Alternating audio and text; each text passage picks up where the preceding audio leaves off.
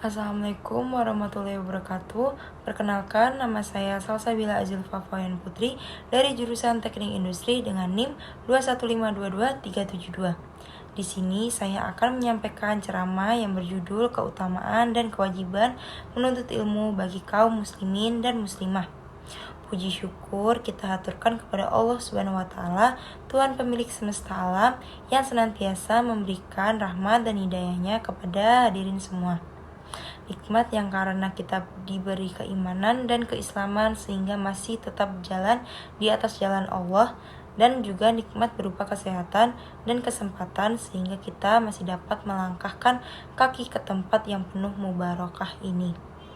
Salam serta salawat kita curahkan kepada junjungan Nabi besar Muhammad SAW yang telah diutus oleh Allah Subhanahu wa taala untuk menunjukkan jalan yang benar, menegakkan panji-panji kebenaran, serta menyampaikan rahmat Allah Subhanahu wa taala kepada kita sekalian. Hadirin yang memuliakan oleh Allah Subhanahu wa taala, pada kesempatan yang sangat berbahagia ini, saya ingin memberikan penjelasan ulang dalam bentuk ceramah mengenai keutamaan dan kewajiban menuntut ilmu baik kaum muslimin dan muslimah. Manusia yang dilahirkan ke muka bumi dalam keadaan bersih dan kosong, kecuali mereka yang dikehendaki oleh Allah Subhanahu wa taala seperti Nabi Isa alaihissalam, maka Allah Subhanahu wa taala memerintahkan kepada seluruh umat manusia untuk mencari ilmu sebagai bekal dalam menjalani hidup. Seperti firman Allah Subhanahu wa taala yang menjelaskan bahwa setiap manusia yang lahir dalam keadaan tidak mengetahui apa, sungguh manusia itu lahir dalam keadaan tidak tahu apa-apa.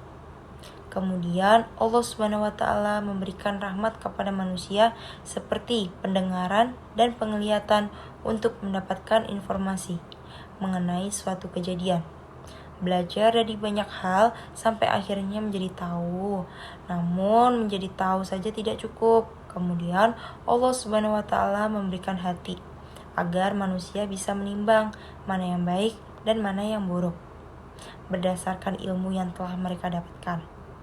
Ilmu Islam memberikan pandangan mengenai ilmu adalah sebuah pelita yang menerangi di sangat gelap, sehingga tanpa pelita seseorang akan tersesat.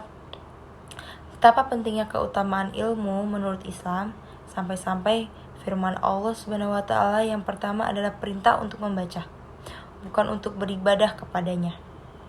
Mengapa manusia berilmu lebih utama daripada ahli ibadah? Seorang yang berilmu akan kembali ke jalan yang benar, sehingga ketika ia melakukan sesuatu selalu didasari akan kebenaran.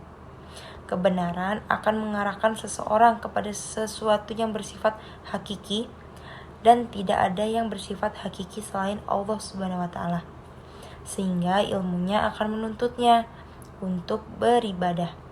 Sedangkan orang yang beribadah tanpa didasari ilmu akan membuat kualitas ibadah mereka hanya berdasarkan keyakinan kalau keyakinan itu benar ditunjukkan untuk Allah Subhanahu wa taala. Maka orang berilmu masih lebih unggul dalam suatu hal, yakni dan berilmu karena yang berilmu pasti memiliki keyakinan. Meskipun yang berhak menilai kualitas suatu ibadah tidak lain hanya Allah Subhanahu wa taala, tapi pendapat ini juga justru dikuatkan oleh firman Allah. Tolabul ilmi faridotun ngala kulli muslimi. Mencari ilmu itu adalah kewajiban bagi setiap muslim, laki-laki maupun muslim perempuan. Dari hadis ini memberikan gambaran mengenai pentingnya menuntut ilmu bagi seorang, tidak hanya kaum pria tapi juga wanita. Dan dari hadis ini pula memberikan gambaran bahwa Islam tidak mendiskriminasi wanita dalam menuntut ilmu, seperti banyak tudingan yang dilontarkan golongan tertentu. Menuntut ilmu hukumnya adalah fardu. Segala sesuatu yang dilakukan harus dengan ilmu. Beribadah tanpa ilmu adalah sesat. Bahkan seorang non-muslim bernama Einstein pun mengakui hal ini. Sedangkan ilmu tanpa agama adalah buta. Oleh karena kedua hal ini sangat baik jika dikembangkan bersama-sama, ibadah yang dilakukan hendaknya disertai dengan ilmunya, hukum dan rukunnya. Tanpa ilmu mustahil dapat menjalankan ibadah dengan benar dan sesuai dengan syariat. Ilmu dituntun tidak semata-mata hanya untuk beribadah, tapi juga untuk urusan dunia. Karena sebuah riwayat menjelaskan bahwa manusia dianjurkan untuk mengejar akhirat seolah-olah kamu akan hidup selamanya, dan kejarlah akhiratmu seolah-olah kamu akan kembali kepadanya esok.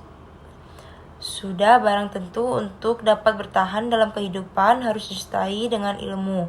Karena tanpa ilmu seseorang tidak akan memiliki nilai apa-apa. Menuntut ilmu seperti kedokteran, kesehatan, jual beli, hukum, ilmu alam, dan ilmu sosial juga merupakan kewajiban. Meskipun sebagai ulama menggolongkan hukumnya pada fardu kifayah. Namun dalam menuntut ilmu juga ada batasan, seperti menuntut ilmu yang menjadikan seseorang menjadi syirik, atau bahkan merusak diri sendiri seperti ilmu sihir, ilmu santet, dan ilmu kebal. Ilmu yang membawa lebih banyak mudarat bagi diri sendiri maupun bagi orang lain tentunya harus dihindari. Kebahagiaan dunia dan akhirat dengan ilmu.